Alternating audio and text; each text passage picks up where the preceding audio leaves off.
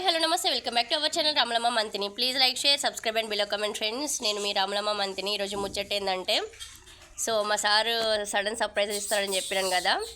Why because మేమంటే అంతే ఇష్టం అనమాట.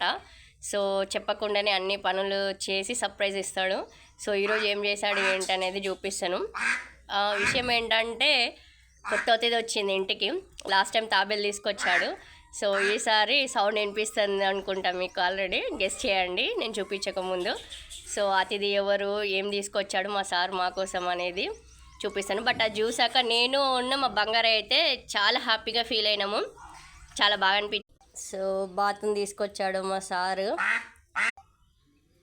బంగారయ్య గింజలు వేస్తున్నాడు బాతుకి.